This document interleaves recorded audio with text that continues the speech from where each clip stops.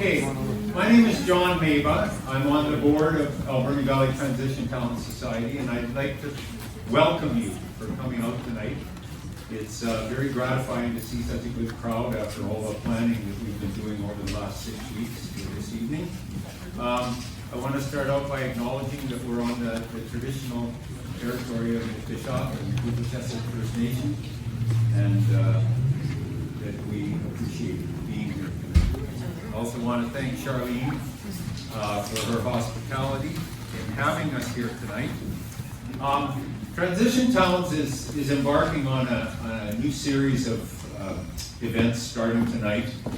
We felt that it was really important for us to make an extra special effort to engage with the community. We've been going in this community for 15 years, and we started up long ago as a part of a worldwide network of transition towns that actually started in England.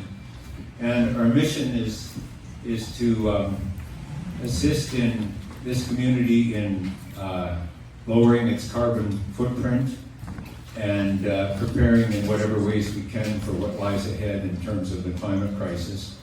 And what we try to do is work with individuals and groups that have similar goals. And we have a number of committees that we have.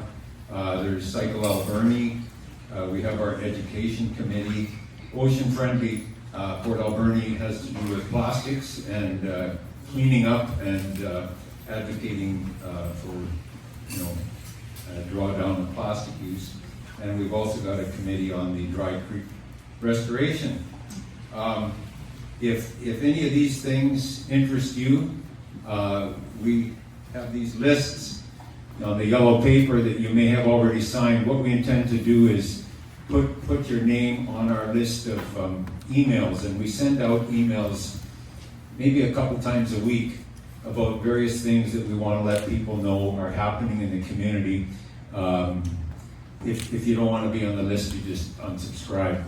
But if you'd like to join Transition Towns, you could speak to one of the people that's here after the meeting. We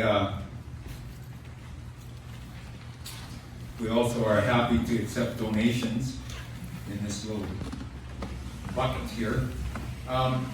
So the purpose of the engagement series that we've got is a recognition that we cannot solve the problems that we're facing in terms of climate change as individuals. We have to do it as a community. And so that's why we're getting together to talk about a number of topics. The first one tonight, obviously, is to do with potential development in two areas of our community, which you're going to hear a lot more about. We're also going to be looking at such issues as transportation, both public transportation and active transportation, and how that relates to automobile transportation. Now, our next session is in February 21st, so it's a Wednesday night. We've got two presenters who are local experts. Lenora King and David Reed will provide an overview of climatological and hydrological and wildfire predictions for the coming decades in the Alberni Valley. Lenora has a PhD in geography from UBC and 4 years of undergraduate teaching experience in earth, atmospheric, and climate change science. David also has a PhD in geography from UBC and works for the Department of Fisheries and Oceans with a focus on salmon habitat restoration and drought response. David and Lenora call the Alberni Valley home and look forward to a public discussion of local climate change impacts. Let's see, we've handed out surveys to as many people as we could, and if you could leave them at the desk afterwards. Let's see, what else is there here?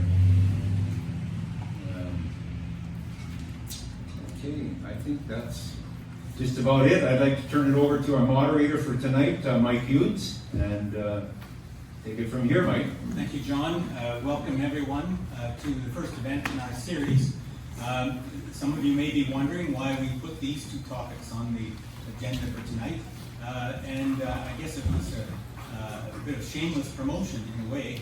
We wanted to fill seats on a rainy night or a snowy night in January, and I think we've achieved our goal. We look like we're full capacity. And on that subject, if anyone along the wall wants to sit down, there are a few more seats here. And I have a tendency to talk fairly quickly, so if you have any trouble hearing me, just raise your hand and I'll repeat it.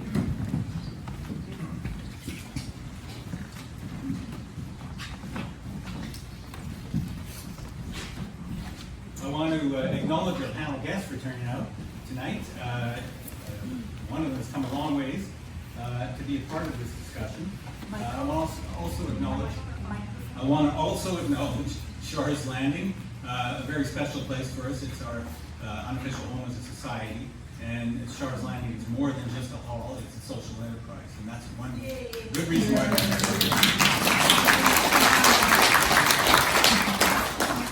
And now I will introduce our panel, starting with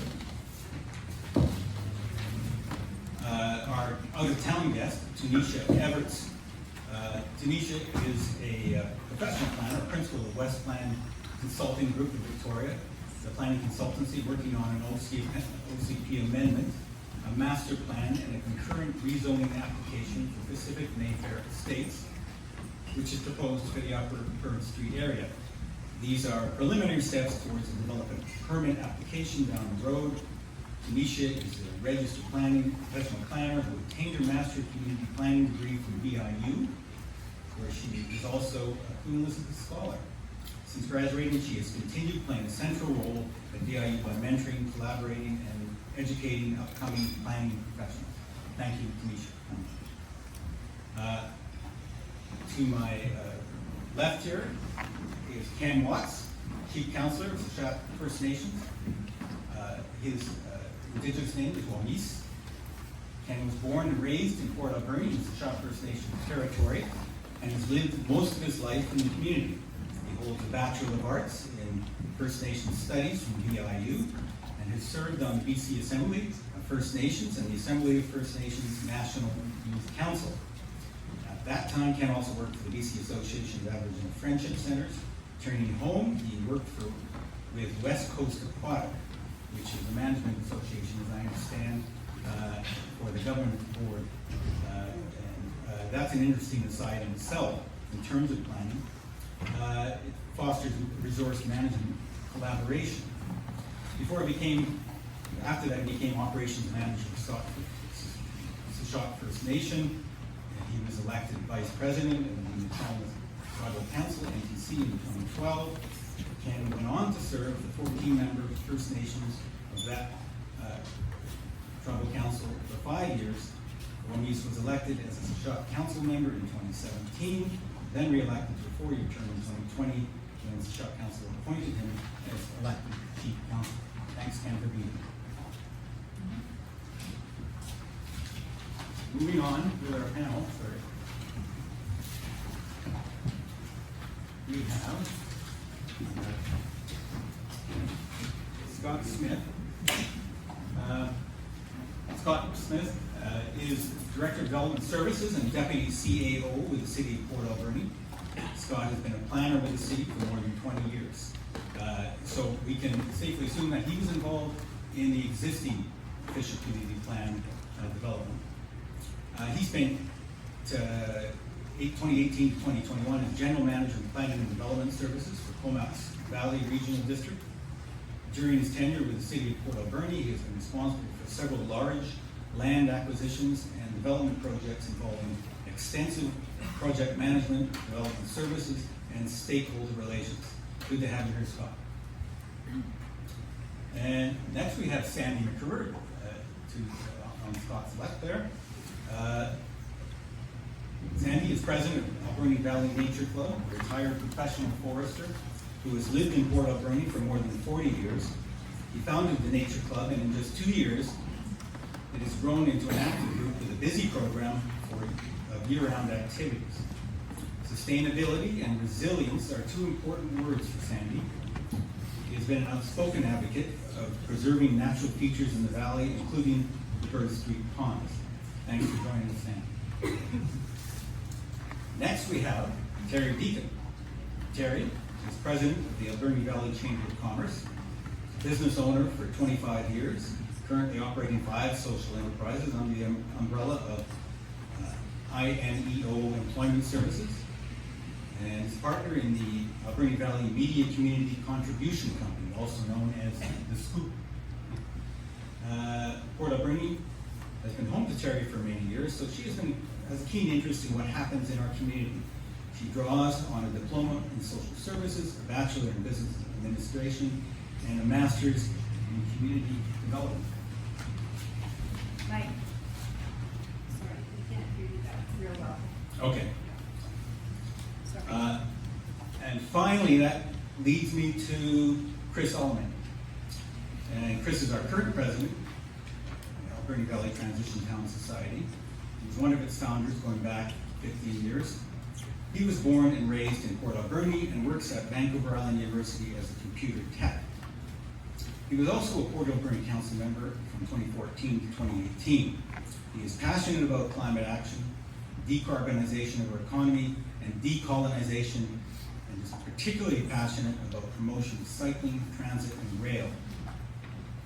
He is currently on the board of Go by Bike BC and chair of Sage Haven Society's board here in Port Alberni. He is here tonight as the leader of the Dry Creek Restoration Group of AVTTS, which is advocating for restoring the Somass and other city-owned lands in that area to the pre-industrial natural state as the estuary of Dry Creek and natural shoreline of the harbor. And that is our panel for this evening.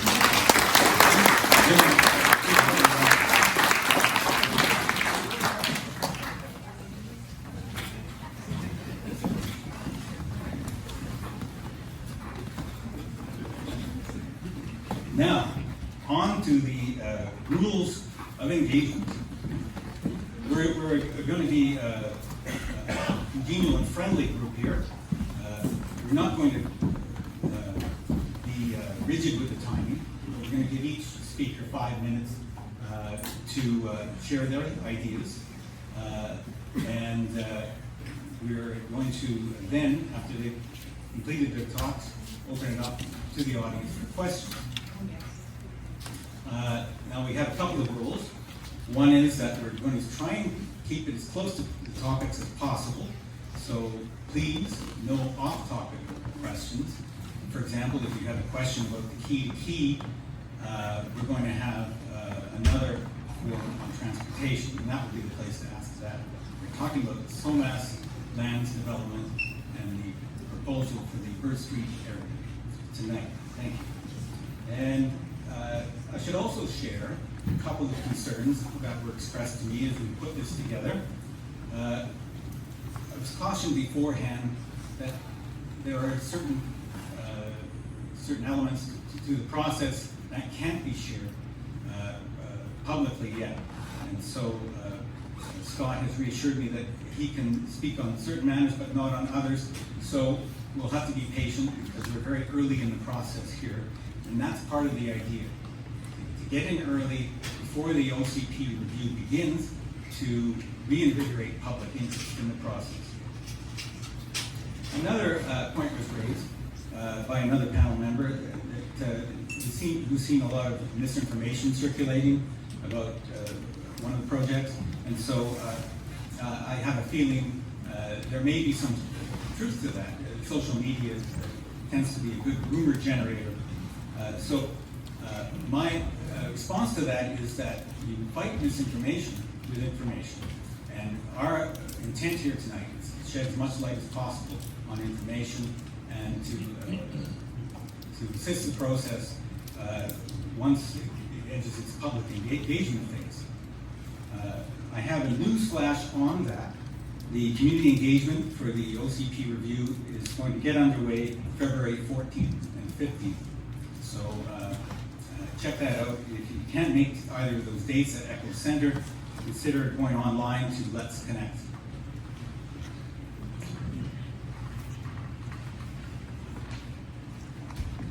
Now, I'm going to open it up to the panel's discussions, starting with Chief Councillor Ken Watts.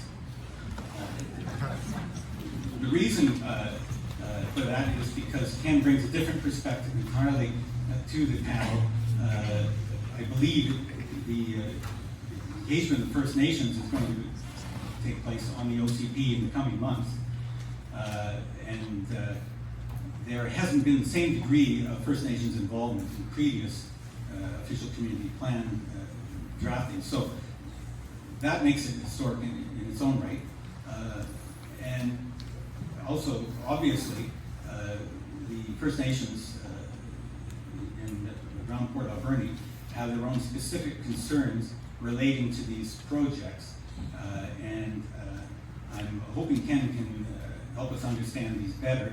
Ken, what do you see as the value of engaging with the city in the OCP?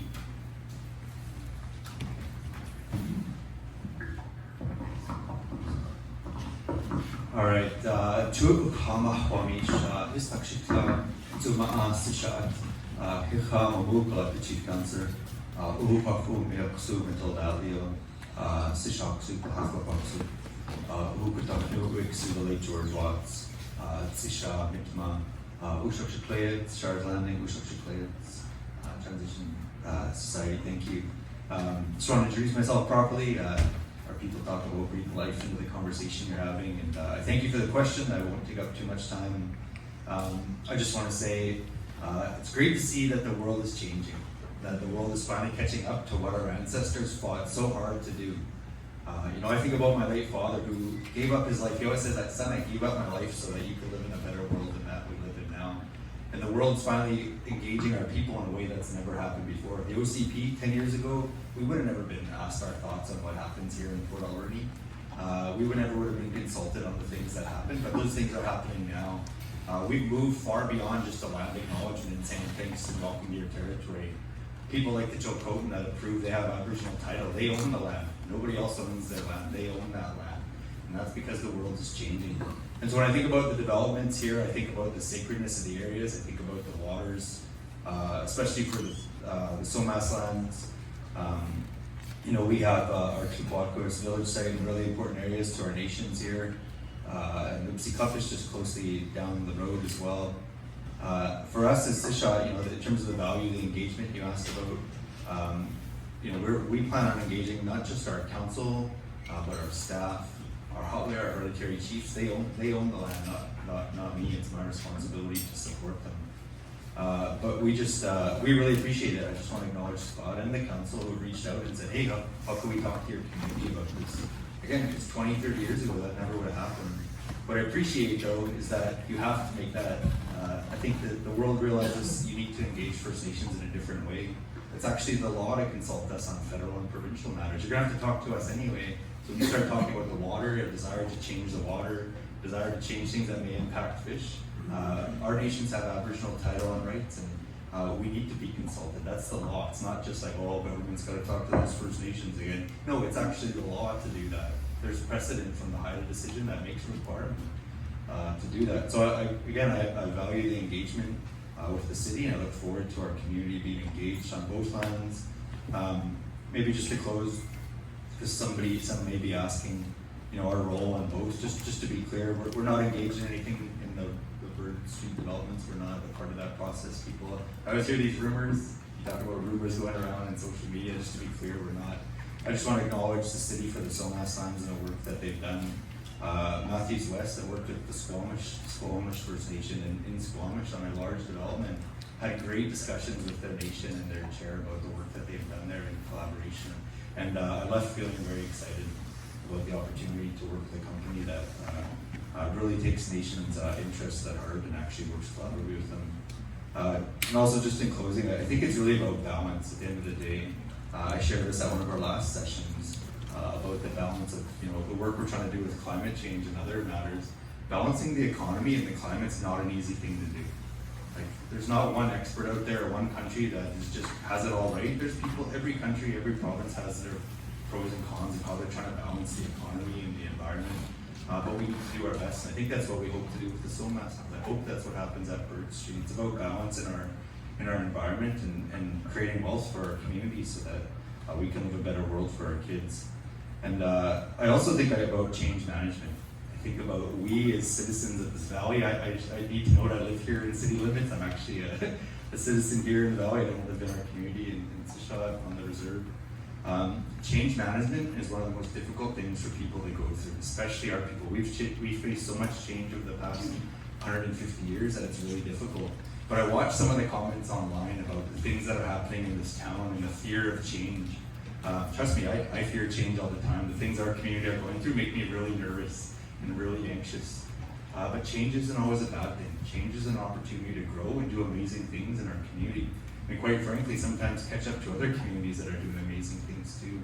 So I just ask all of you to encourage others to make sure that they involve us in the work that's happening here in our territories and our partnerships with the Teunesha. I'm really excited too. I see Jolene here. It's really cool that even us between our two nations, we're moving forward on projects together. You'll hear some announcements in the near future, and I just want to say, thank you for having us here.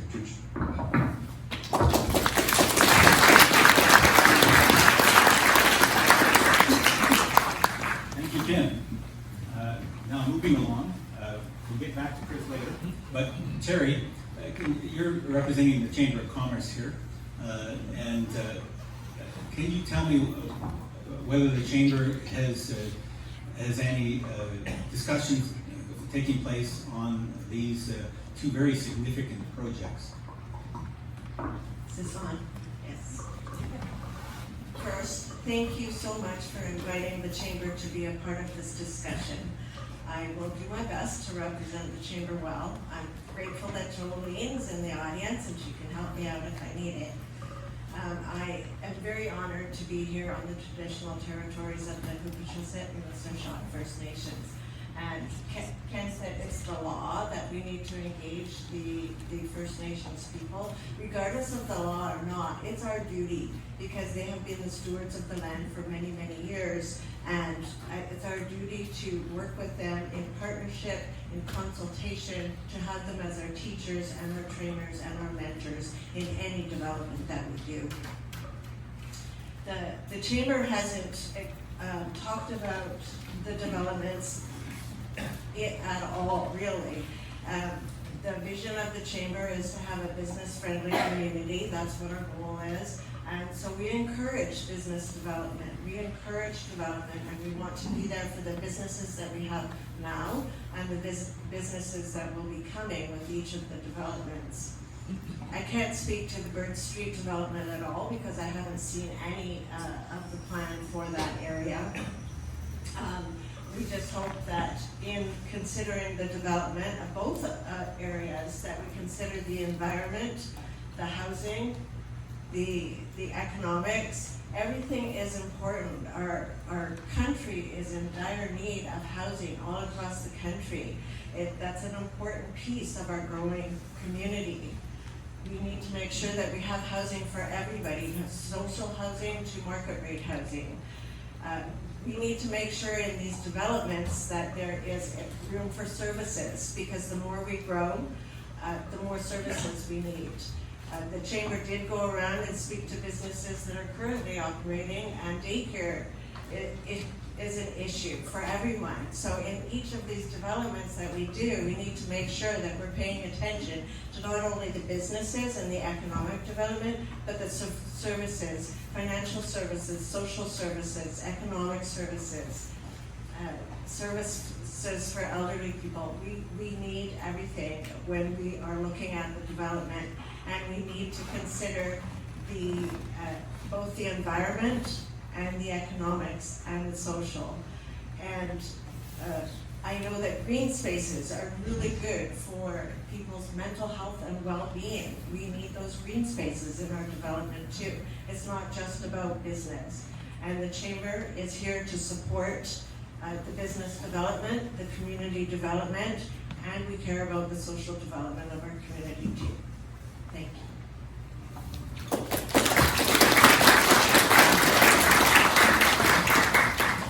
Thank you, Terry. And now we'll move along to Teunesha Evertse, who is, of course, a professional planning consultant, and she's working on the Pacific Mayfair Estates project.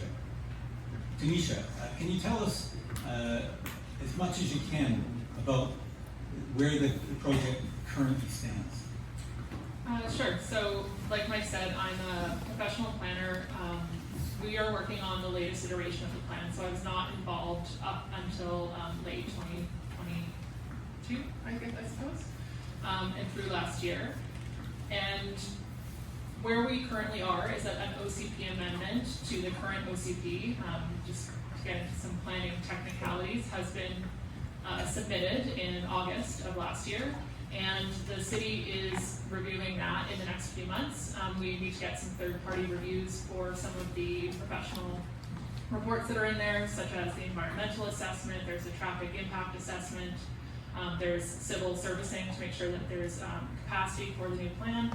And once that has sort of begun, our main goal is to switch into our own public input and find out some details about things like where people use the trails, are there lookout points or things that our environmental professional wouldn't necessarily capture in their report because they're focused on certain aspects, not others, like the social and other values that natural open spaces have.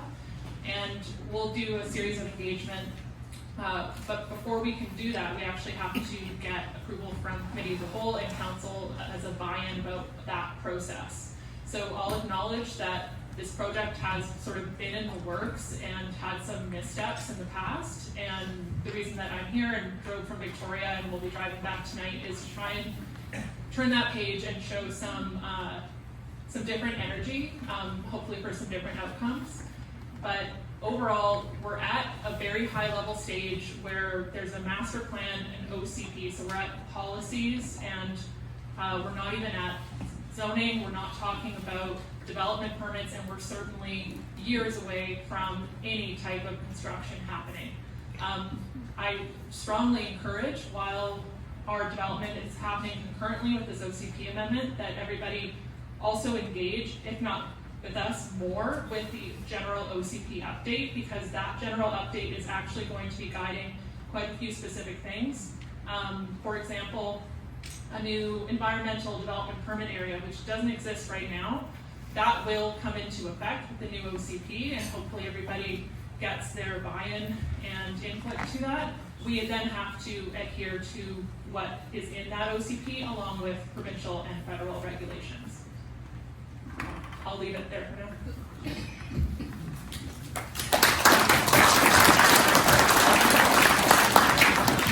Thanks, Teunesha.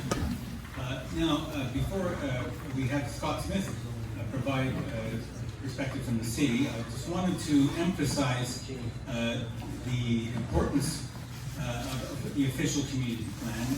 You probably noticed that we didn't mention it on the poster. That was by accident. We wanted to get people in the door so that we could engage them. A lot of people, when it comes to subjects like budgets and planning, they tend to glaze over. So I think it's worth noting that the OCP is really a vision statement for the future of the community going into the next 20 years, and they are challenging years.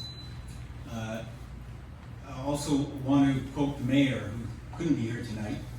She noted when the review was brought up at a recent council meeting that this is more important than any elected councillor. This is more important than any election. This is really our collective future we're talking about.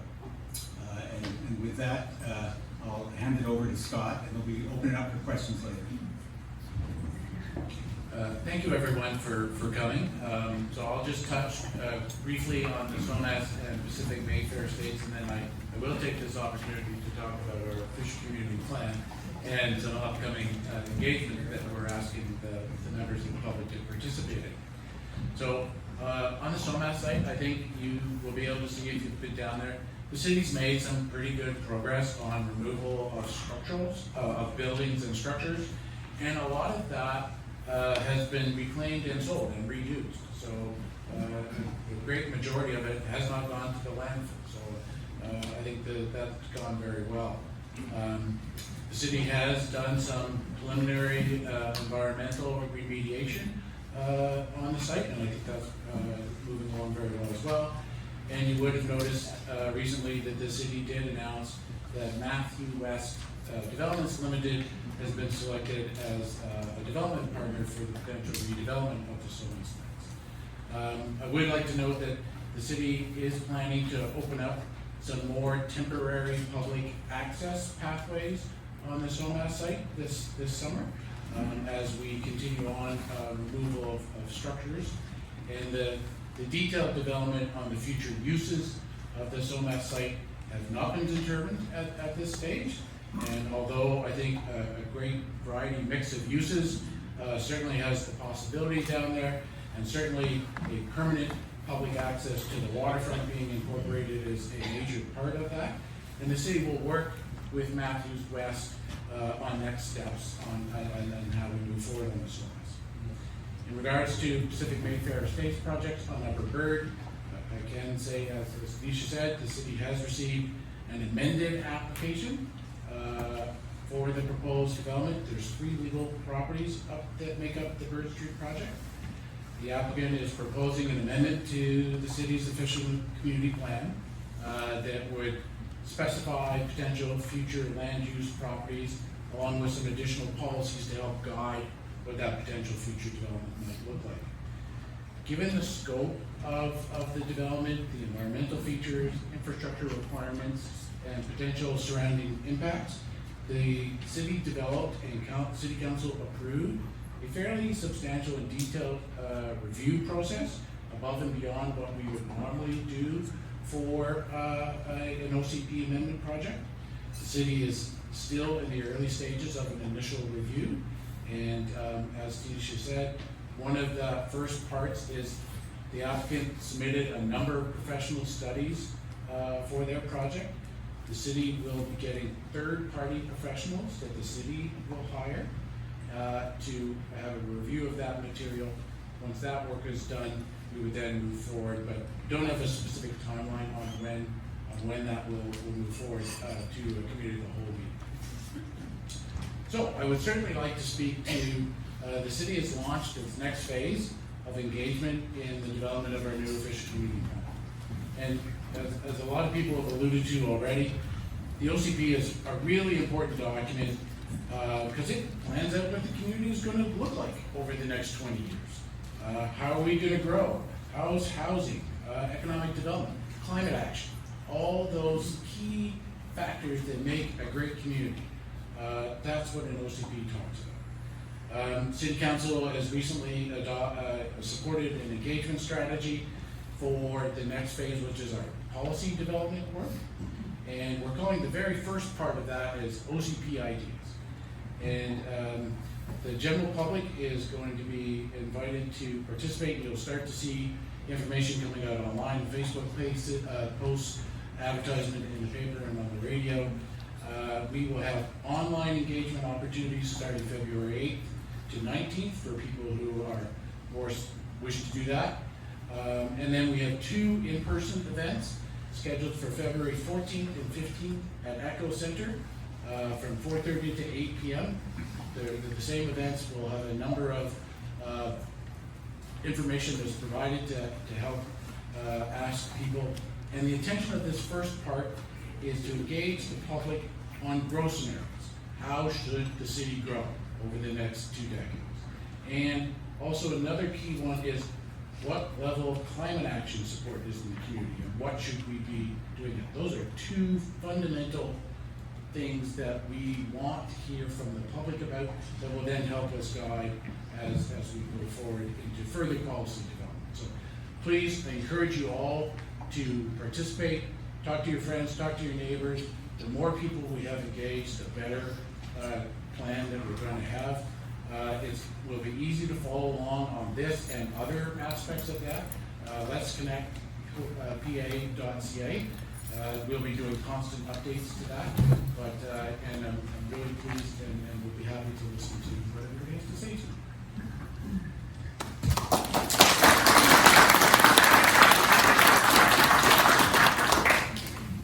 Thank you, Scott.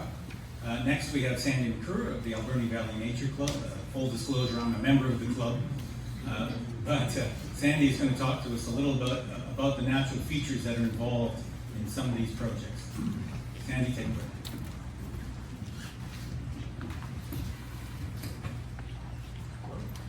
away.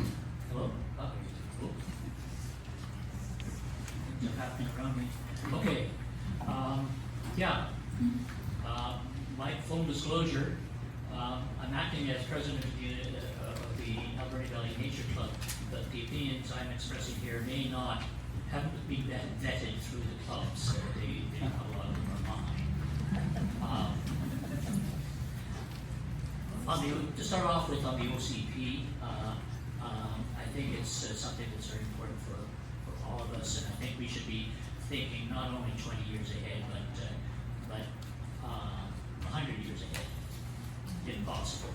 I know it's kind of unrealistic, but I think that that's the kind of perspective we have to have in this day and age, because there's a lot of threatening things out there, and I think we have to think about the sustainability of people in this valley as a valley, and that has to really come down to thinking very long range. To talk about the Bird Street ponds, things have been in limbo for quite a while, but in the meantime, the no trespassing signs are ignored. The unsanctioned trails are wider. The new trail that was sketchy is now well established. Owners allow dogs to play in the ponds. There are fewer birds that frequent them now. No one I know has seen a turtle this year. Beaver sightings are down as well. So it's hard to imagine a city built around them. But humanity is knocking on the door. People are coming to the valley, and we best be prepared to house them. There's nothing we can do about that, really. And I think also that the concern about the ponds has kind of morphed into more about the development of the Upper Bird Street as a whole. I think that there's a lot of people that like the ponds up there, but they're also concerned about more people moving in beside them. There's a lot of space, and if you look at the city plans that are going to be updated in the next year or so, the current ones say future residential all around the ponds.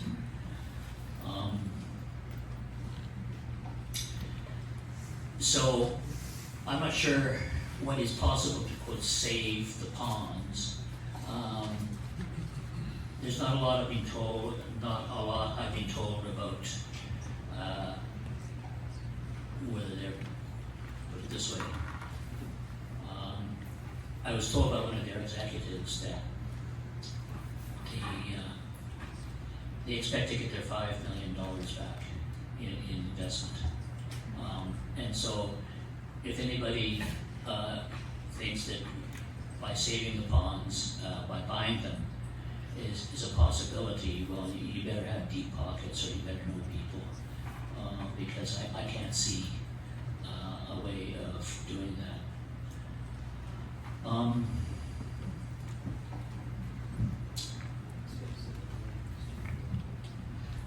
Another consideration is the beaver dams there. They maintain the water levels on the pond. There's no question about it, but they're old. And the trouble with old deep beaver dams is they tend to bust. And a fine example is Devil's Den Lake nearby. Last winter, the dam blew out and the lake is 4 feet lower. And if that happened in the ponds, we wouldn't have much left of the ponds. I'll just leave that with you. I haven't got a solution. Now, the waterfront property, the Somass lands, I'm pretty ambivalent about it, actually. I expect there will be some kind of compromise. There's still a lot of work to be done. Although somebody may have some pretty good idea of the extent of the soil pollution with the chemicals are and how much they have moved through the soil. I don't know, but I don't don't think it's been released to the public what they do know. I guess that the design of any development will be predicated on where those chemicals are and how much can be removed. Anything that can be done for the dry creek, in my opinion, will be better than it is now. I'm amazed that the fish, particularly salmon, can actually survive and head up into Dry Creek Park and beyond. But Dry Creek rehabilitation must be a central part of any plan. I went for a walk along the waterfront along the railway tracks last week, and I was surprised to find a wetland very, very close to the paper mill property, and it caught me thinking about, well, you know, if you have to give up the actual route to the ocean, the original route to the ocean, in order to have this development, you can at least do something about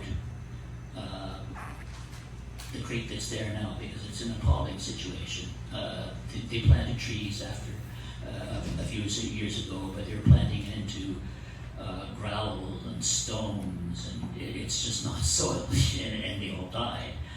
So I think that in any part of the plan, there has to be something to address an improvement of the habitat in the foreshore. 2 more minutes, Sandy. Okay, I'll stop.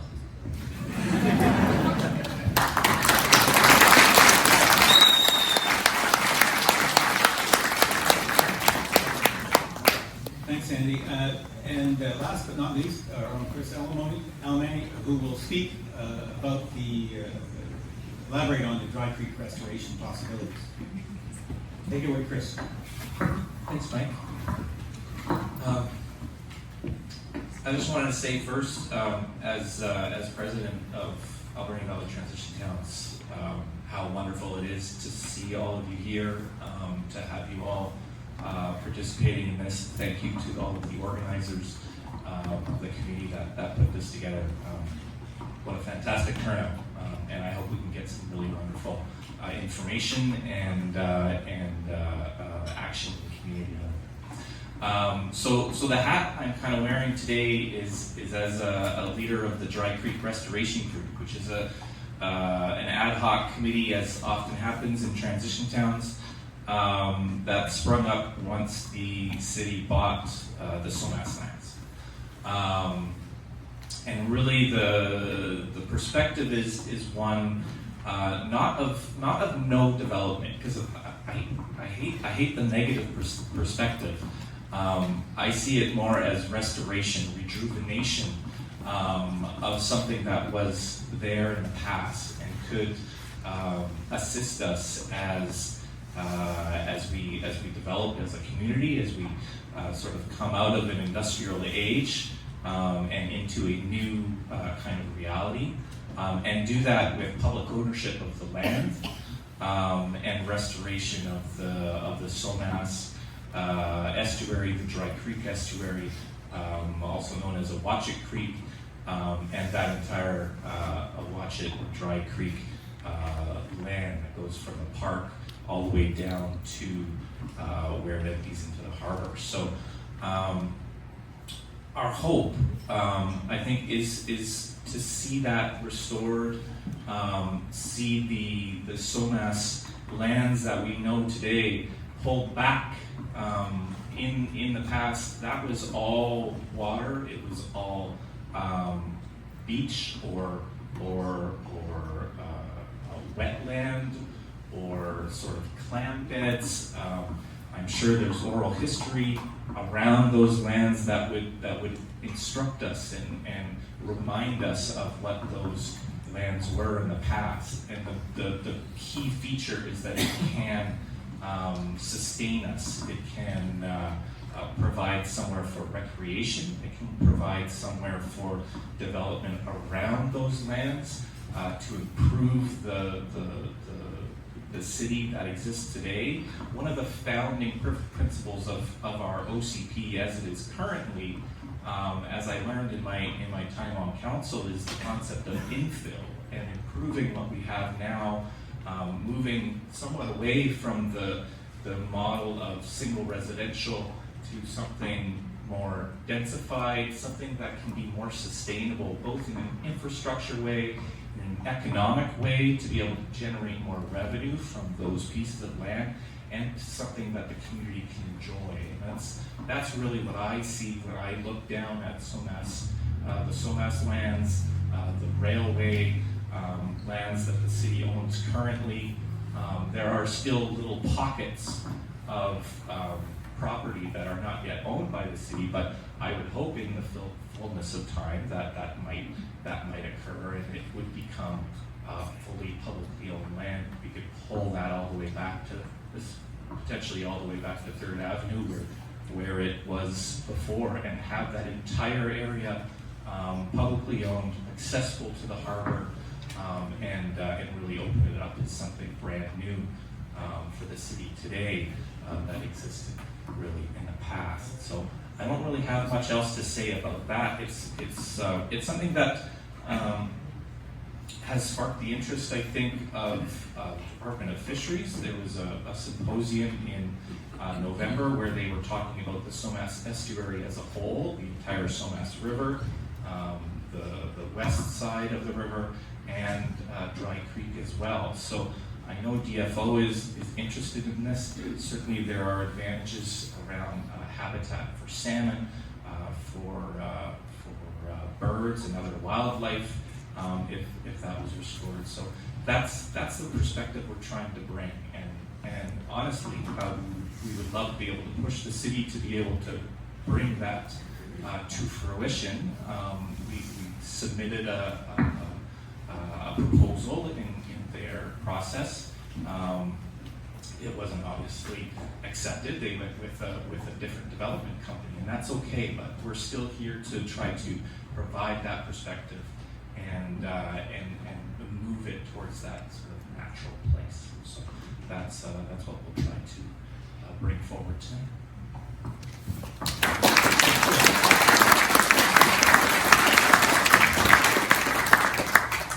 Well, the Somass estuary is really a priceless treasure, and it's one of the most productive salmon rivers, certainly on the island, and perhaps across BC. Ken can attest to this and to the central importance in his culture of that river and its salmon. So what we're going to do now is open it up to questions from the audience, and I'm going to ask once again that you keep it on topic. I'll be polite, but if you're going to steer us away from the topics of the evening, I'll have to ask you to take that question to the specific forum for that topic. Thank you on that. And also, keep your questions as brief as possible so that we can get to as many people as possible. I'll ask you to take them to the microphone there next to the bar. And got to pick up the kids right away, so sure. They're at the wrestling club right now. I have 10 minutes. Hi, my name is Blake McCoska. My family's lived in town for over 25 years now. We're from Alberta, so we've seen lots of development projects happen in our lifetime. My questions are simple. One, is there a representative for SAN on the board here? For SAN Group? No, so I don't represent SAN Group. I work for Pacific Mayfair Estates, which is their development arm just on this property, and I'm the planning consultant, so I can't speak to anything SAN Group. And my other question simply was, is Mayfair the building group that was behind the work at the high school? I personally don't know. Thank you. Sorry. I can say no to that. Oh, okay. They weren't involved in the high school development at some time. I should add that we wanted to get SAN Group on the panel. When we went looking for a representative, we were referred to their planning consultants, and to represent that. It's good that you're here if you can answer some of the questions.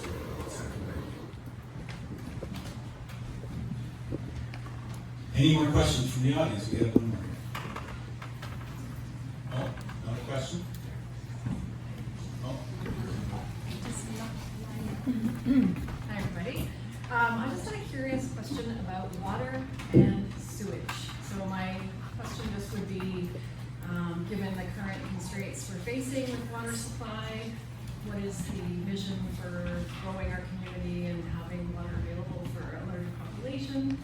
And then with our current raw sewage outflows that we have going on, I know there is a underway process of improving our sewage networks, but will that work keep up with further development as well? Take a crack at that. Please be aware, I am not an engineer, so I'm a planner as well. So some of those things are things that we need to consider under the OCP. We are also we'll be working on a series of master plans, including an infrastructure master plan, parks master plan, transportation master plan, that will help inform how the community can grow. We're also, I'll do a bit of a plug, where we also have a project which is, we'll look at communities and neighborhoods and how they can grow and how you can live, work, and walk in those places too, so that there's some other work that we're doing that all to help inform how this community can, in this, what I think is going to be some really exciting times going in here, but appropriately grow to the overall benefit of the communities. next. Health management, question for Scott. Although Sherry promised us it wasn't going to happen, but that picture you had earlier did not really show that the log train trail, which is owned by the city, actually splits that property. And we were assured that that would remain city property. Although every plan that I've ever seen submitted by, I guess it'd be your company, shows it not being separate. That is owned by the city. We were promised it would stay, and we need that trail where it is. I can take it where you want, Scott. Yes, so all of the Grove Street ponds and the Log Train Trail are identified as parks and open space in the OCP, and they are a separate title. And on the new plans, if it wasn't clear, it is shown as that corridor and a little bit more specified. It is not going away. It is incorporated into any of the future plans for it. So I apologize if there was some vagueness around that in the past, but the Log Train Trail will prevail.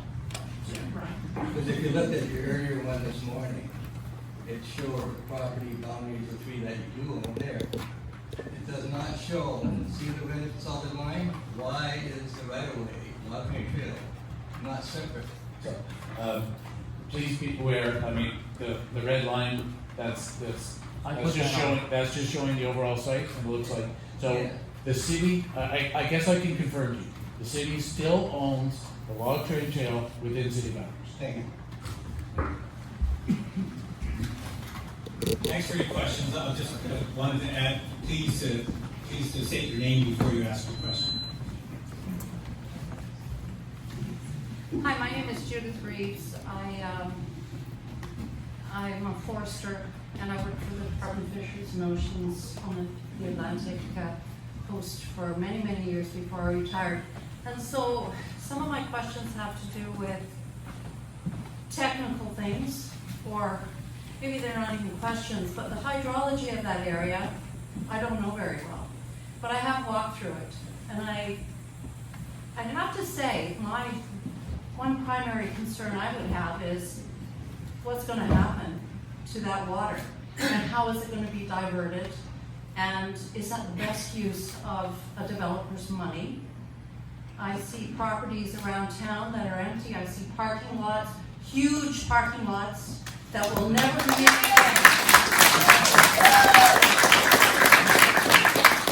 Where are the developments?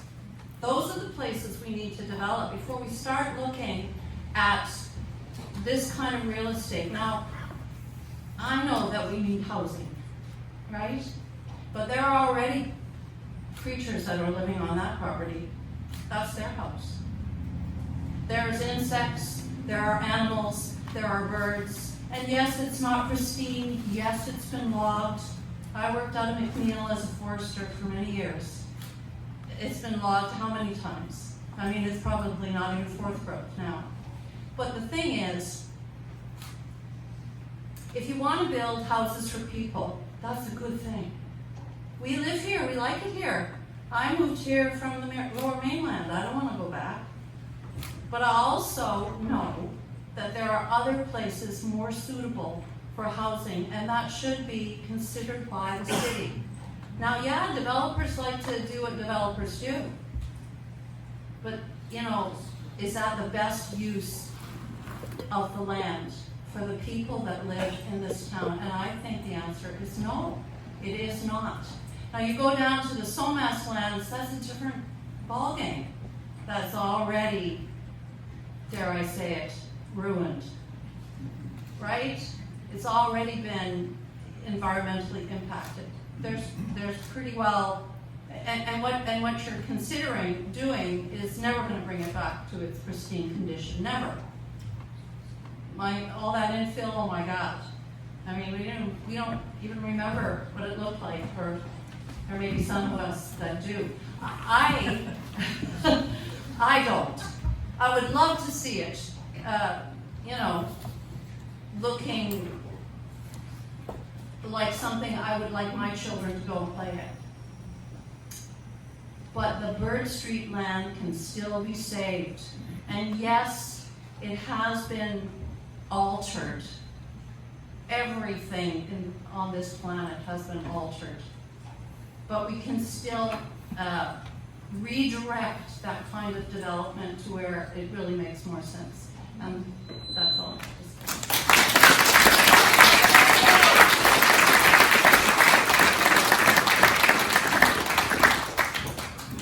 My one comment is, please come out to our official community plan process. No, I'm really serious. Grow scenarios. How the city should grow into the future. Where housing should be located. What's the form of that housing?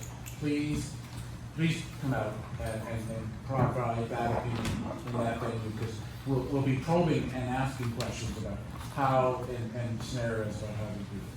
So I would please encourage you and all of us in that realm, because that will play a role about how this community develops. Chris, did you want to add to that? Yeah, please. Ken very helpfully has been finding his own pictures from the Alberni Valley Museum of the Somass lands, pre-industry.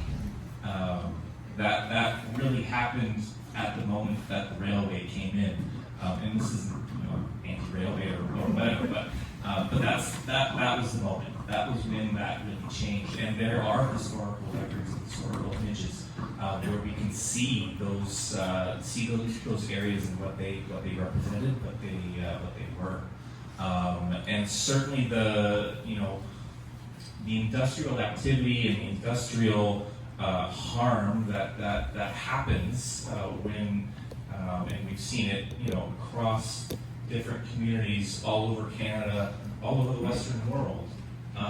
We know how to restore those as best we can to a natural state. That's information we do know and we can make happen. I don't know specifically the contamination that might be there. That's information that certainly I would like to see, and that I think the community needs to know about. But that all can be remediated. I don't think we should go into it thinking about what we can do.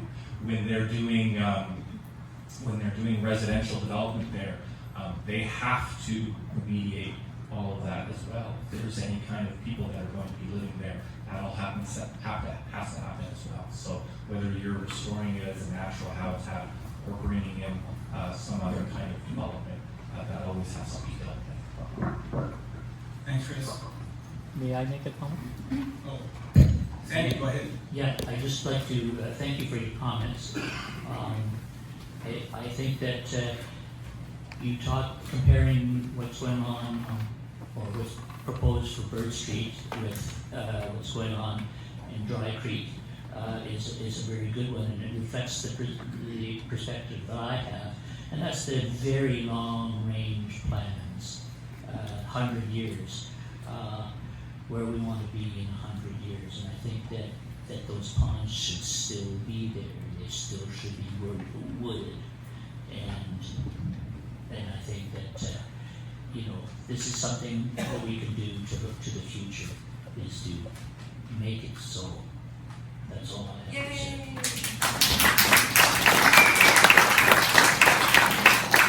Okay, thanks, Andy. Anybody have any more questions they want to bring forward here?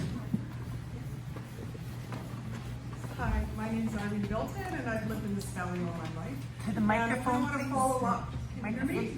Yeah. I want to follow up on our last participant who came up to the mic, and I guess my concern is especially around kind of wondering once again if the Burde Street Pond area, that entire area, if that's the best place for a housing development. We are, especially if we're looking 20 years ahead, 100 years ahead, we're suffering climate change. We know what it feels like to be surrounded by forests, and what will happen if our wetlands are being diminished or destroyed. So I really think that it's crucial for us to be looking at the wetlands, maintaining them, and so I'm not quite sure what my question is, and I'm asking, like, what is the question? But is this the best use for that land to turn it into housing? If anything, it's almost to pull back from the public participation in it. So not to create housing, and maybe I'm not really being fair in presenting that way, but is that the best use for our land?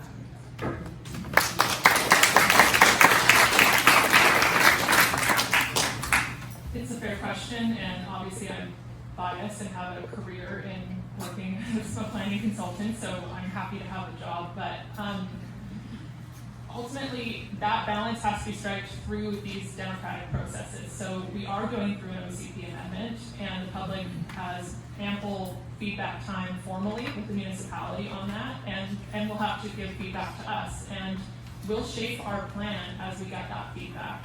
The wetlands, the ponds are not contemplated to go away. In fact, with the development of the site, the trails would end up getting formalized. There would be removal of invasive species and any other recommendations that come from our environmental specialists. I'm a planner, so I can only speak to it in a limited capacity. But that question of, is this the right place for housing, or how much housing, or the type of housing, it is certainly part of our amendment as that specific piece of land, but it's also part of the overall OCP and those growth scenarios that Port Alberni is going to have to capture, because as planners, we're in a really tough position right now, with the province being very firm about getting a lot of housing, and at what cost and at what context for each individual community. So thankfully for everybody, I think that this is an OCP amendment, not zoning, so there are going to be public hearings, there are going to be all of those formal steps that I talked about that as of now are not part of zoning for residential housing anymore. So all I can do is encourage people to come forward and express that when we come and ask, and we'll make the changes that we can. I also will reiterate that the plan is different than what you saw before. It's less than half of the proposed density and has been changed into a different typology. So there was some listening, and now we're at the new chapter of this new plan to try and get it to a better place and put those policies in place in the OCP amendment, if it gets passed by council and makes it there, to set it up for those next stages. And, you know, the economy, market comes into play with these big projects. I've worked on several where, you know, it's 20, 30-year timelines to even build it out. So it's a fair question to ask in the overall OCP process, and a fair question to ask right now with the amendment. I hope that helps. Thanks, Teunesha. Any other questions from the audience? Please go ahead and say your name.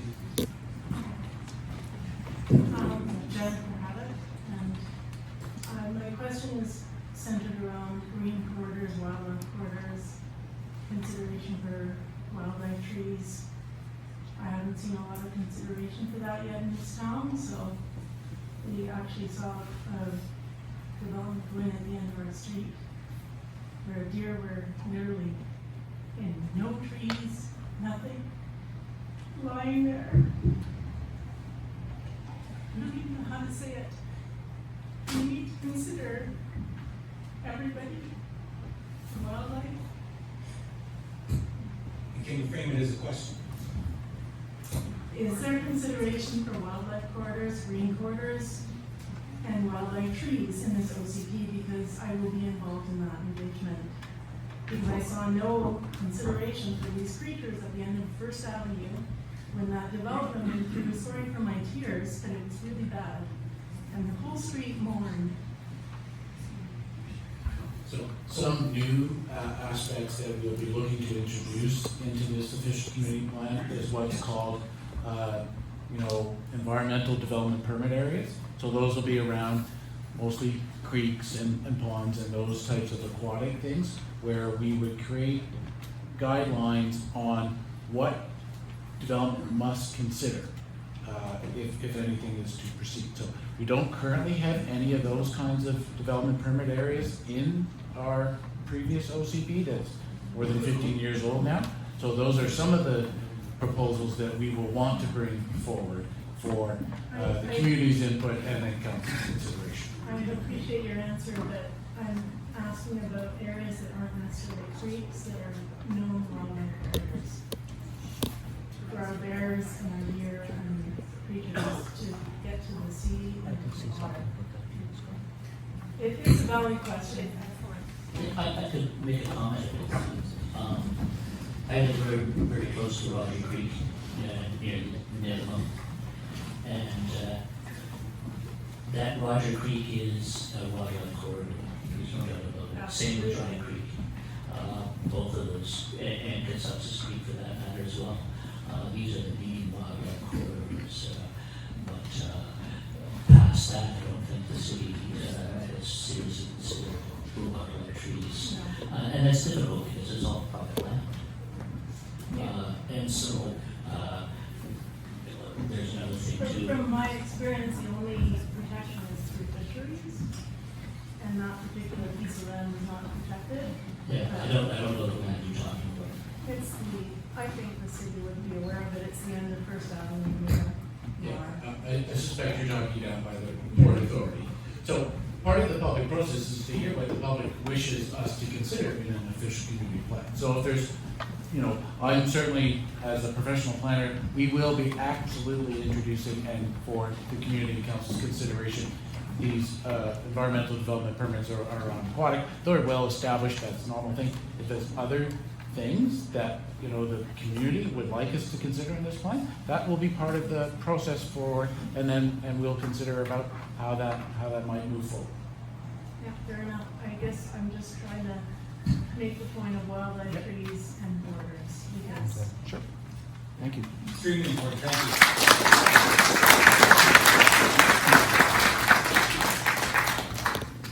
Go ahead. Dave Wharton.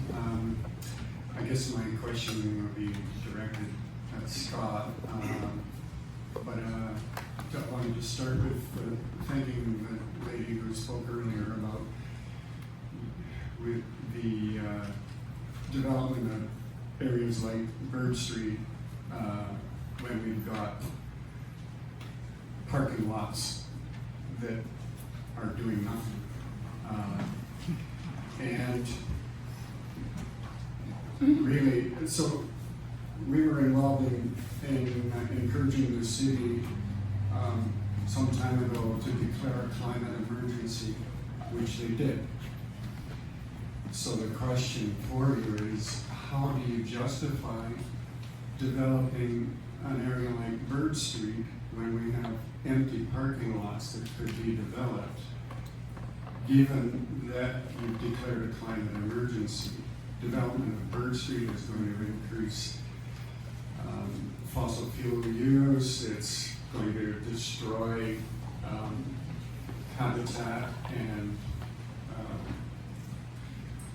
areas that can moderate any of the fossil fuel use that we're already suffering from. So, can you reply to that? I can certainly do that. So, right now, an application has been made to amend the OCP for the Burst. No decisions have been made, and there'll be an extensive process that has to occur that will have a lot of further public input as part of that process. I can't speak to, I suspect you're talking about the Zellers parking lots perhaps, and there's the beginnings of the redevelopment there. There's a fourplex that is currently under construction. The developer is working with the city on a couple other aspects to develop those as well. And again, I'm going to fall back to please participate in the OCP and about how you, as this community, want to see us develop over the next decades. Ken Watson wants to respond to that as well. Yeah, it was actually just a plug too for the engagement. And when the city asked us about being engaged in the OCP, we just went through a comprehensive community plan process in our community. We did our land use plan. I think we had like 20% turnout. That's pretty good for anybody, any type of engagement. 20% of our people actually showed up and participated in the process. But I just wanted to acknowledge, I can't really, with Sandy talked about not just 10 years from now, 20 years from now, but 100 years from now. It was actually a recommendation to the city, and when we visited our community, is actually engaging our young people. We sometimes forget that we think we have all the answers in the world, but we're actually leaving something for our kids at the end of the day, and the importance of asking them what they think. And I know when we have our engagement in our community, we're actually going to try to find a way to have a session just for our kids so they can help participate actually at our school, because the majority of the students that attend Holloway in our community actually live here in the valley. They actually don't live on our reserve, they actually live here in the valley, and they have a voice too. And so I just wanted to acknowledge that I think the city's, we've shared our thoughts that you need to engage as many people as you can, and we've been pretty successful, to be honest. We've done prizes, maybe that helped, but at the end of the day, people showed up. And I just want to encourage all of you, not just you, but your family members and others who wouldn't normally participate. It's kind of like voting. It's like my father used to say, you can't complain about government if you don't show up to vote on polling days. And it's the same thing I think about this OCP. And the way the future is that you all need to be engaged. And this is my shameless plug too for empty lots. So I hope that you support us when we do future housing development. I don't know if you all saw, we did make an announcement in partnership with the province of BC. We're going to be purchasing land back to build housing, and so some of these empty lots, I won't say where or when, but when they do come up, I hope that we get not just the city support, but all the citizens as well. So I'm really looking forward to moving forward with housing, and not just for our members, I shared, but it's for everybody. We're not just trying to build homes for our own people, but we want to help address the crisis here. And thank you for that, Ken. It's a reminder that, the engagement that we're having in Echo and online, that's one part of it. We are also going into the schools. We've been working with our local schools, so both elementary, high school, and North Island College. We'll be also directly engaging with them because they thought it was more appropriate for us to do that instead of just inviting them. They wouldn't necessarily be as comfortable in a session with this, and you need to engage kids in a different way. So thank you for that. That's certainly a number of ways that we'll be engaged. Thank you, Scott and Kim. Excellent ones, both of you. More questions, please. My name is Cindy Vandermolen. I've lived here my whole life. My question is, putting aside, regardless of when or how this Burde Street project is developed, is it a done deal? Regardless. Yes, so regardless, no, it's not a done deal. Like we said before, we're doing an OCP amendment, which means we haven't even had it reviewed by the city technically. We haven't gone and done any readings of the bylaw. It is at the very beginning of the first process in a long line of processes. So assuming, I know it's hard when there's plans and you see it and you go, that's happening tomorrow. Absolutely not. We're at the very beginning of a process and everybody can have as much input as they need as we go through it. And that's partially why I'm here to sort of try and start a new page, new discussion about it, because I recognize that it previously was just sort of dropped on everybody and did not go over well. So OCP amendment, please engage with us when I come out and do it, and please engage with the city when they ask for public feedback. So we can quote you, it's not a done deal. It's no. Thank you. Thank you. Hi, my name is Ben. I come to you as a newcomer to the Valley. I've only lived here for 1 year. Before I lived here, I lived in a place called Squamish. Anyone ever been there? I think the housing crisis is bad here. It's awful. It's super unaffordable. You don't see any Indigenous people off the reserve. You don't see a lot of blue-collar, working-class people. Frankly, it's just not a future I want for a place like Port Alberni. We've all seen a lot of negativity online when it comes to development projects. And in my view, that comes from people feeling like they can't see themselves benefiting from these development projects. It's not for them. It's in some cynical way to create tax revenue or sell luxury condos for people who aren't them. So I'm wondering if you could give the pitch for people in this community. How can development positively impact them? Yes.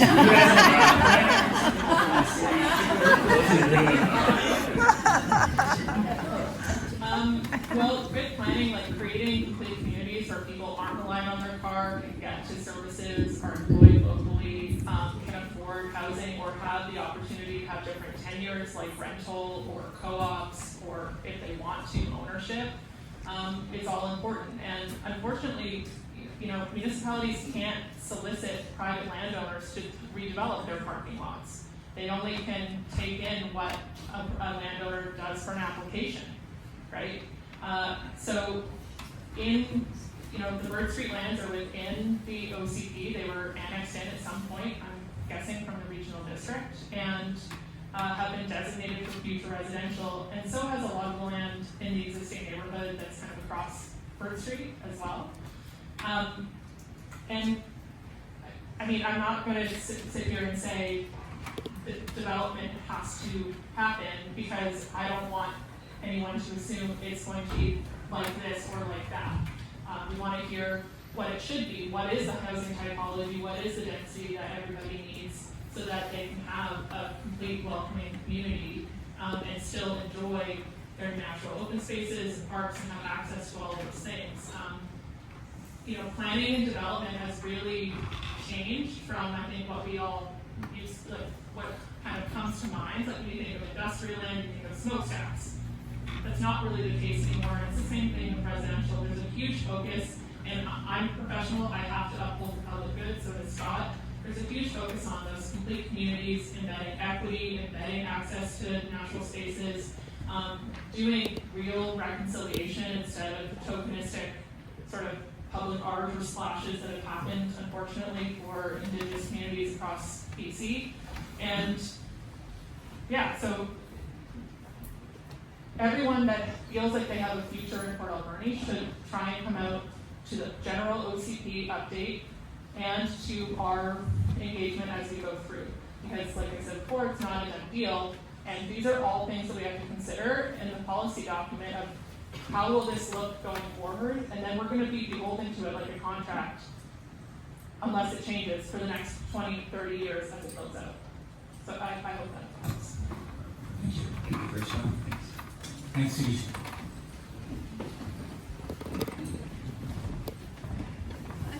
I just have, I guess, an amendment to what I was speaking about earlier. In 1993, I was working as a international fisheries observer on the Atlantic coast, and I was there when our cod fishery crashed, and I had worked for 7 years offshore, sending data to the Department of Fisheries and Oceans, which was totally ignored. And now an entire generation of Newfoundlanders live in Alberta because they can't work in Newfoundland. because there are no catfish. So, Question.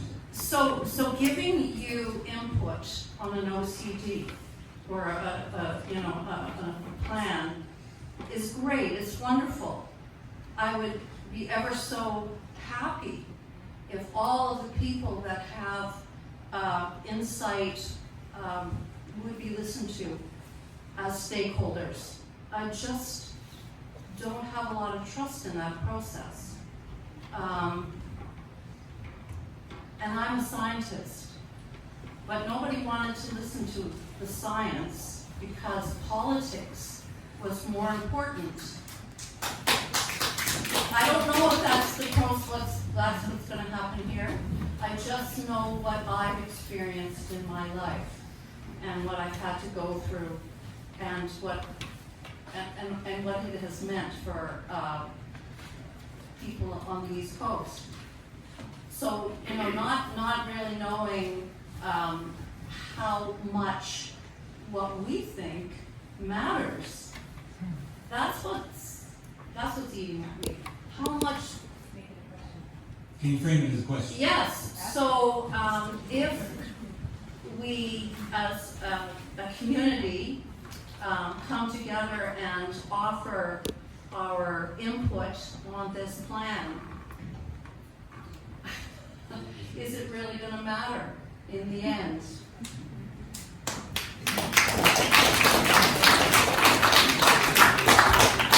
I have to tell you, as a planner, it's critical that we hear from members of the public and their thoughts and some of this.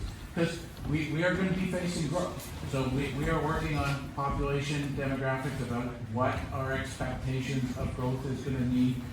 What type of housing do we need? What type of housing, where can it go? So it's absolutely critical that we do hear from you.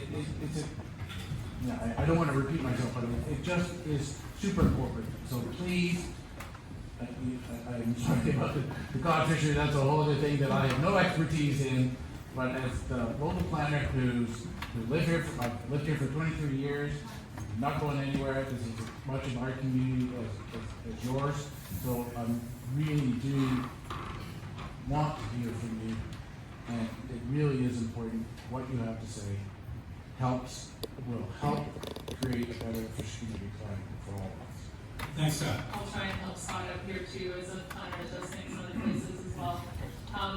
Council has to make the decision on your OCP, and they're going to have to make a decision on any of these developments, etc. Talk to your councilors, write in, make sure that they're aware of these things with the process, and show up to those public events because, local politics have the most impact on our day-to-day lives, and we often skip over that in municipal elections and for these big deals. So be sure to show up and vocalize to your councilors because they will bring it forward. They have to when they're making their deliberations and decisions.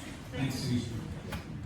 I have on my script here, I have a little note that says OCP equals accountability. And I think it is a key tool, if not the tool, for citizens to hold their elected councils to account. And so that's important to remember. And it's only as good as the citizen engagement that goes into it. So please remember that. Chris, I think you wanted to add something. Yeah, thanks.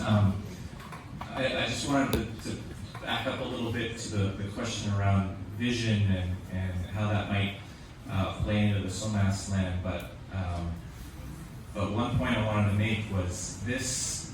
I think this OCP, not to blow it out of proportion, but we are really, as a community, we're at a turning point as far as bringing in a different kind of view into how we develop as a community. We're also in a turning point as far as climate change and our acknowledgement of it, are seeing the effects of climate change that we have already done and sort of what we might expect in future. In the Somass land's case, you're looking at sea level rise, you're looking at extreme weather that can potentially exacerbate floods that come in through Dry Creek.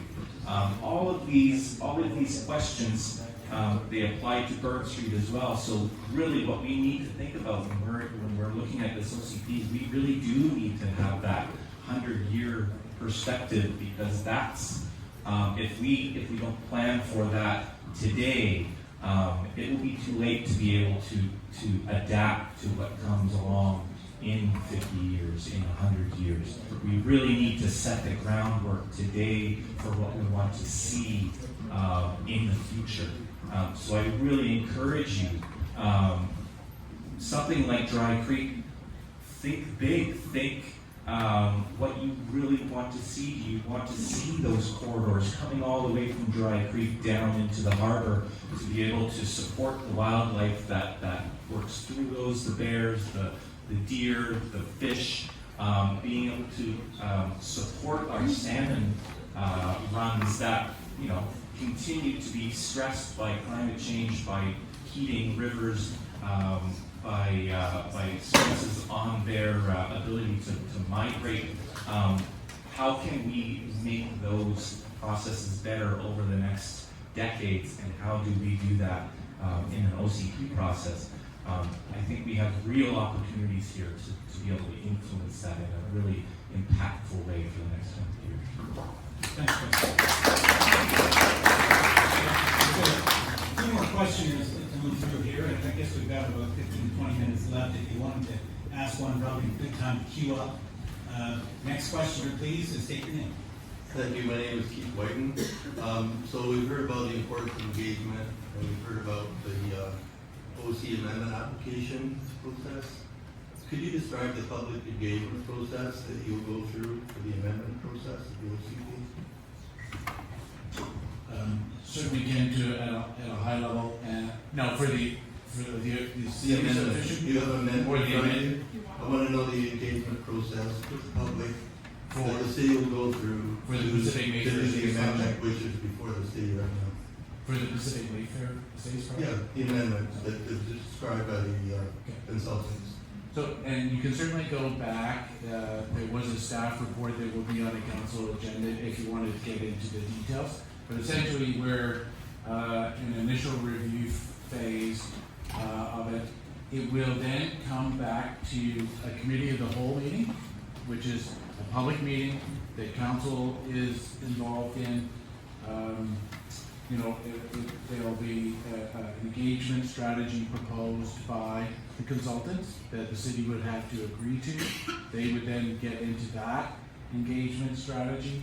There will be some detailed feedback that the city provides the consultants based on what has been heard thus far. There will certainly be a second round of reviews and referrals, and then another committee of the whole meeting. And then once we go down those roads, there has to be a formal bylaw process that comes to council meetings for considerations and a public hearing.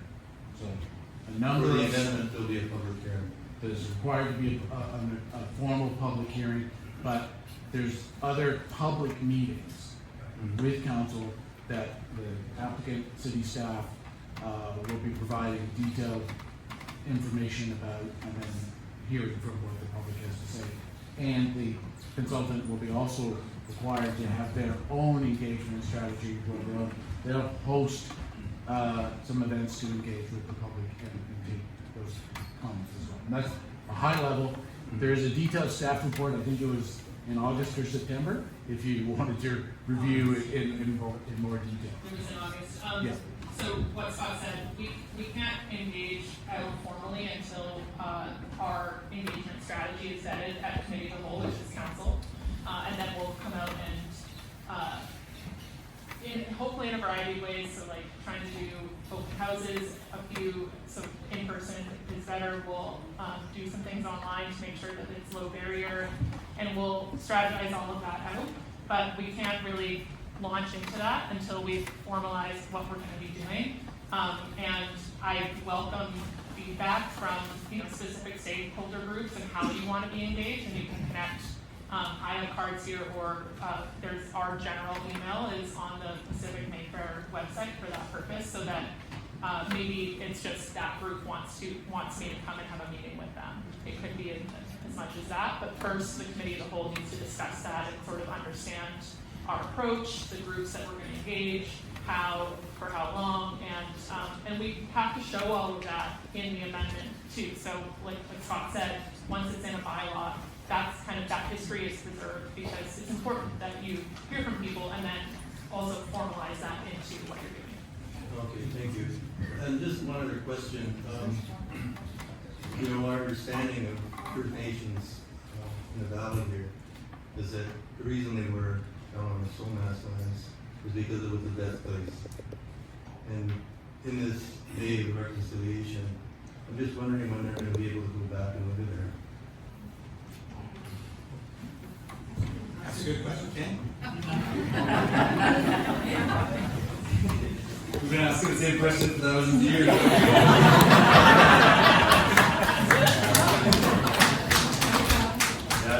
In all seriousness, I'm glad we did talk about the former creek and where it flowed. There's some great photos. I really hope before you leave, somebody could show us a photo of the way the creek used to look. It was a fish-bearing creek. It was at the bottom of a dry creek. But it leads to the bigger reconciliation type of discussion that's actually happening across the country. Land is returned back to nations. We're involved in that process right now. We're engaged with private landowners. We're engaged with others to try to return back our territories back to us. And so I think, we're asking the same thing when not just on Somass, but we want to be a part of a lot of developments in our territory, not just housing, but there's other things. We've always said, why can't we be leaders in the economy as well? We have other developers that are making a ton of money here in the valley. Wouldn't it be nice if we were the ones doing it too? So again, I'm looking forward to some of our projects. There's always, some of you may have seen examples of the hotel and the other works that we're doing with other First Nations. Really exciting times for us. But land back is a whole thing that we're pushing, and not just us, but all First Nations. We'd all love to see our territories come back and us go ahead and utilize them like we used to. But it takes time, I recognize that. So hopefully we can continue to get your support on that. Thank you. Thanks, Ken. Next question. My name is Ken Waldorf. First of all, I find it rather ironic the two projects we have here tonight. One, we're talking about taking an area and it becoming more natural, and the other, we're talking about destroying the natural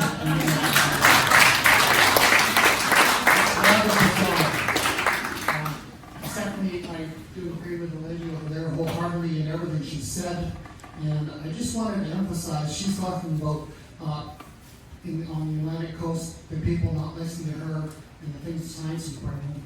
We used to live on Whittlestone Avenue before the hospital was there, on the other side. Now, we were involved in the process, and essentially you can still say I'm rather bitter about it still. We ended up with a fence. We as people who lived right in back of the property, what we asked for was a berm, a 12-foot high berm with a fence on the top, so we wouldn't see the hospital. The lights in the parking lot wouldn't come into our bedrooms. Keep it on topic, please. We were not listened to. I want to know from Scott, I want to guarantee from Scott that he will listen to the city of Port Alberni, will listen to the people and what they say.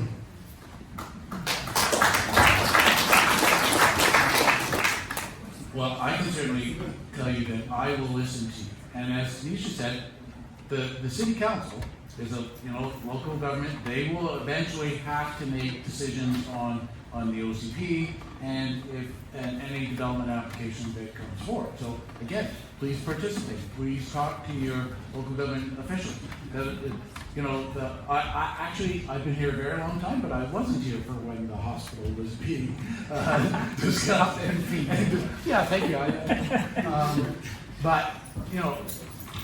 That's all I can say is that me as a professional planner, I will absolutely listen to what everybody has to say, and there will be a diversity of opinions, and I hope there is a diversity of opinions that is being provided to the city for consideration. As a quick follow-up, if you cannot attend the meetings you're talking about in February, is there an email, a place we can send an email to give our... So there's an electronic online ability to, starting February 8th to 19th, for people to communicate. And this is just the very beginning of our policy stuff, talking about those two growth scenarios and climate action.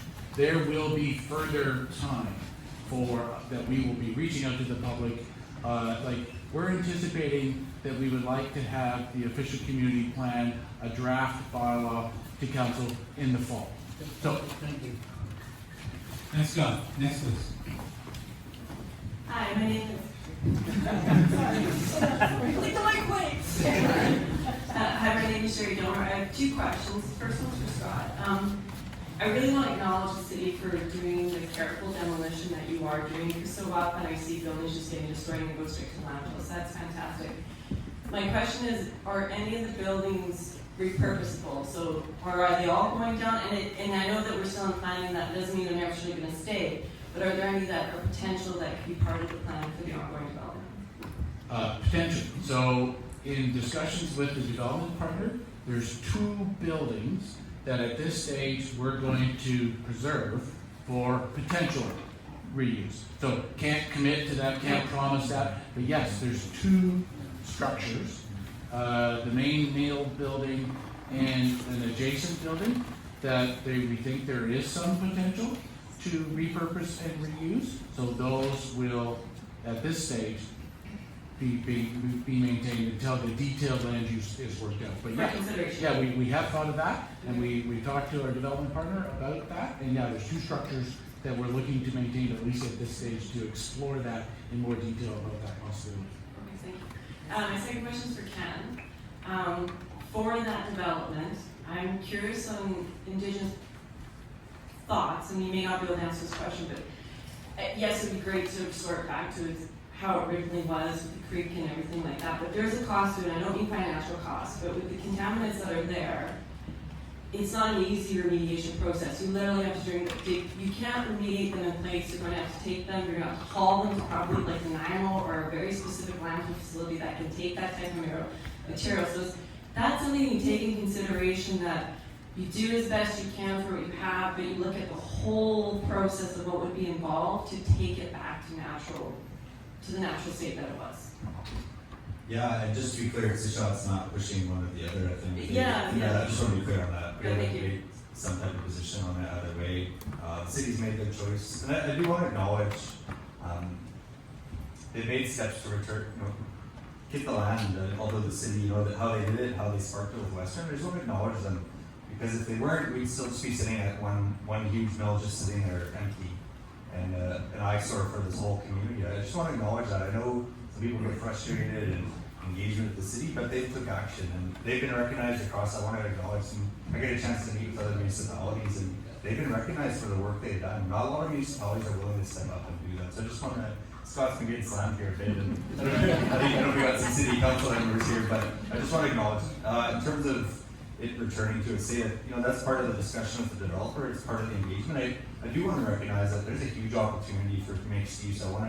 I see a lot of the comments, or even from the developer, I think, that talks about it. And I'm not here to speak on their behalf. I'd just like to know that we want to be a part of it. I hope it is the highest and best use for that land. I think there's a lot of opportunity. It doesn't just have to be residential. There's other things that the city, you can see in their renderings that they'd like to see. And what I love is that we're beyond just logos on the side of the building now and saying, well, we put up some First Nations artwork, that's our engagement. No, we want to see our land back and our return back. And we thankfully are in a place now that we can actually participate in that in the economy and actually be developers. But I think we got it in a good way. I do want to say that I think the developer does come with good intentions. From what I heard from Somass First Nation, they've got a good working relationship and they're able to utilize very similar land by the water. So I am hopeful. Whether that includes the restoration of the creek remains to be seen. That'll be really up to the developer. There'll be other engagement. If that happens, that sparks a whole new consultation process with DFO and others. You start talking about re-diverting a creek, that's a big process, right? But yeah, we haven't closed the door on any of it, but I do know from a cost perspective, our community is building a new hall it used to be called Somass Hall in our community. I don't know, those of you that have built bigger projects lately, but the cost to do things is not getting any cheaper. We're building a community hall that's like doubled in price in a matter of 2 years.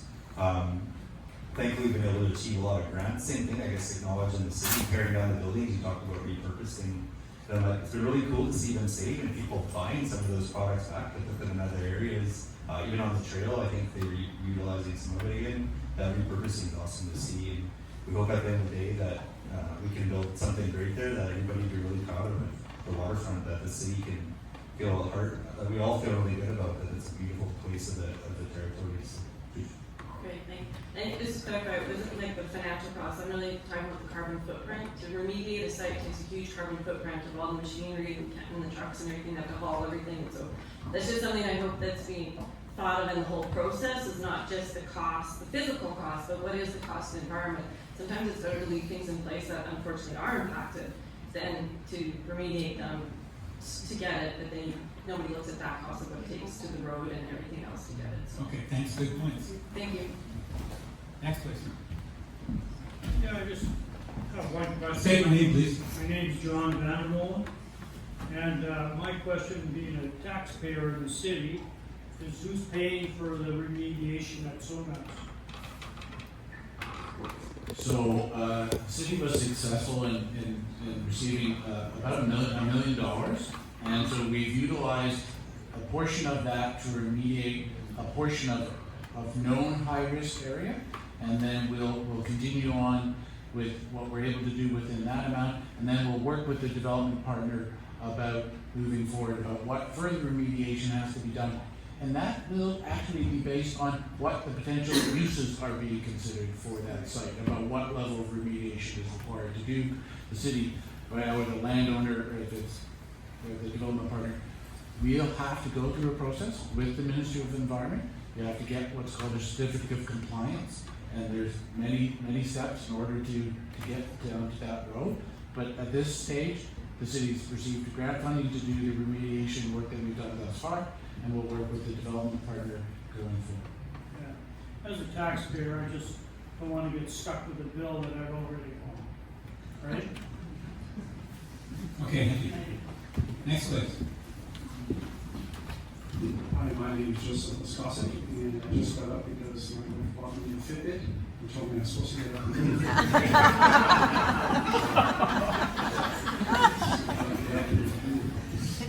Actually, I have a couple of questions. I love the fact that everybody's being invited out to engage in the official community plan, and that will form vision for moving forward. And I think my question is, once that official community plan is engagement from all the different prospective parties involved in formulating it and saying this is the way we want to see our community move forward, how common is it to see city mayor and council then promote something outside of the OCP and see something take place that's not within that? Is that, I know it does take place, but city mayor and council is making decisions based, the OCP seems to get forgotten, and then develop those proposals outside of that. So that's the first question. How common is that to see that sort of thing? I guess without getting into a specific idea of what you're talking about, but land use has to be consistent with the OCP and the zoning bylaw. Those are our two regulatory bylaws that govern that, right? So if someone wants to, for instance, do something different than what's currently permitted in the OCP or zoning bylaw, there's a process that is required to go through before that can be considered or approved or denied. Kind of thing. So one thing, it's been a long time since we've done our OCP. One of the new things that the province is now requiring is local governments will have to look at their OCP at least every 5 years. So it's not going to be the same length of time that there was previously, and I think as a land use planner, I'm excited that the province is requiring that local governments will have to do that on a much more frequent basis than what was done before. Thank you. I sort of knew that, but I just threw it out there. Second question is, with the redevelopment of land, I'm thinking of an area that's going to be developed recently. I don't know if there was an overall plan for that section of land, or sort of was lots of amendments made to it where now we have what is there. I won't say good or bad, there's positive and negatives on everything.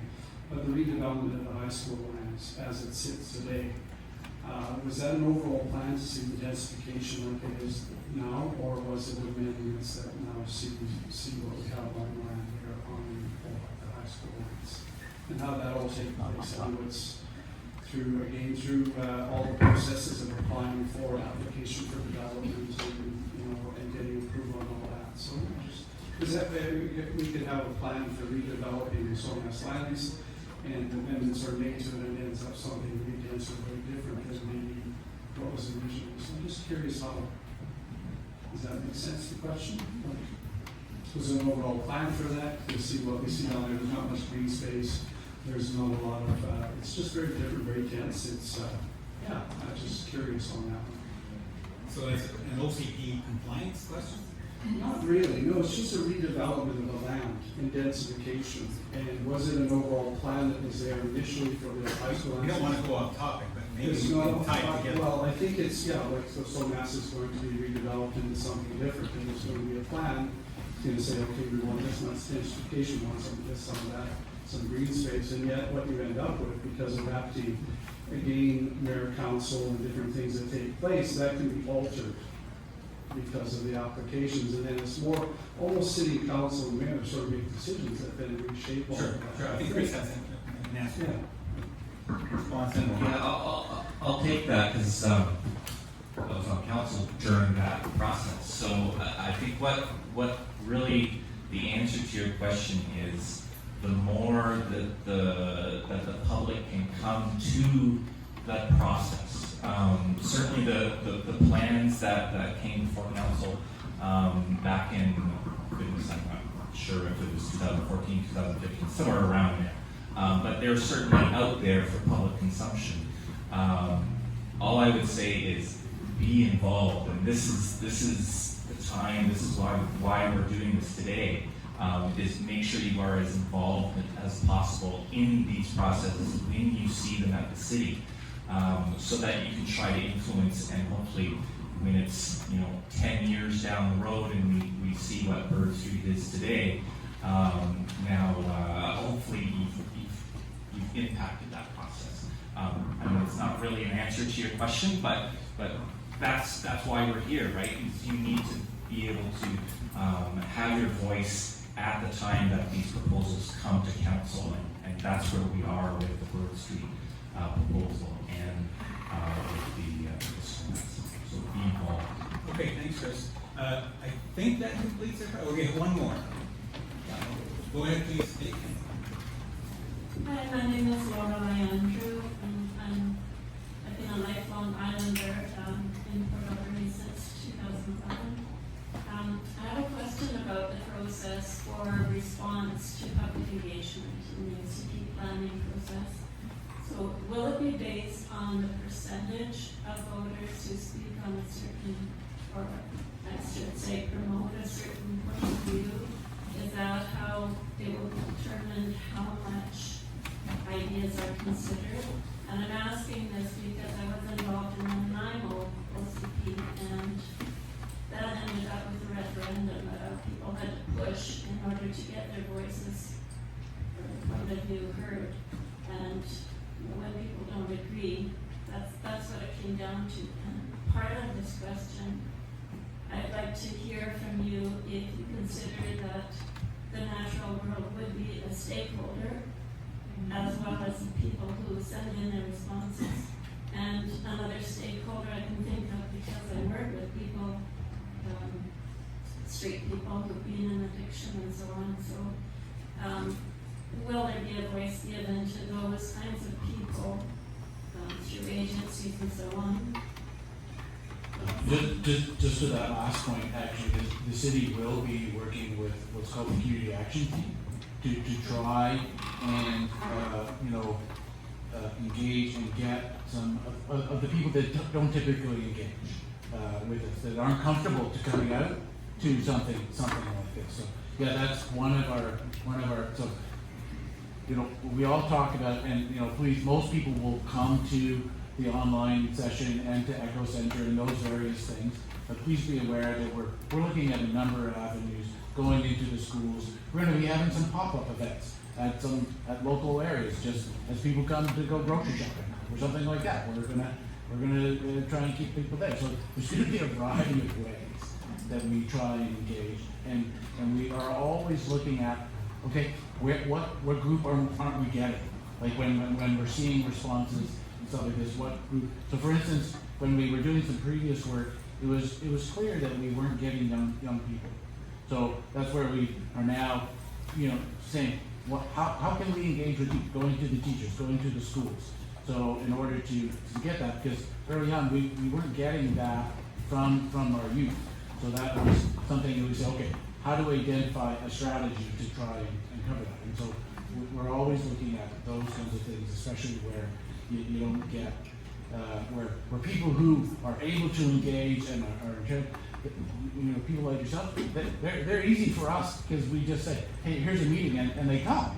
But then there's other parts where you need to go out there and make that extra effort to ensure that you're capturing that opinion as well.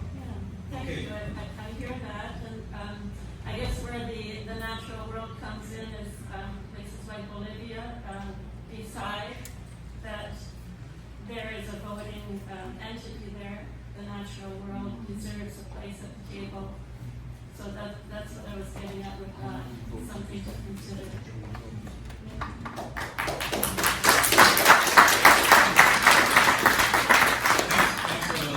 I think we'll have to be advocates for Mother Nature. We may not see her at the table. I want to draw to a close soon. I have one more question I wanted to ask, and I'll put this to all panelists, whoever wants to answer it. And it pertains to the Somass redevelopment. What is your assessment of risk to waterfront development from storm, climate-induced sea level rise, or tsunamis? It's just been in the back of my mind because I can't figure out how you can put residents in harm's way. So no preconceived notions of what's going down there yet. Are all those things factors that have to be considered? Humans, whether we like it or not, we like to live by the water.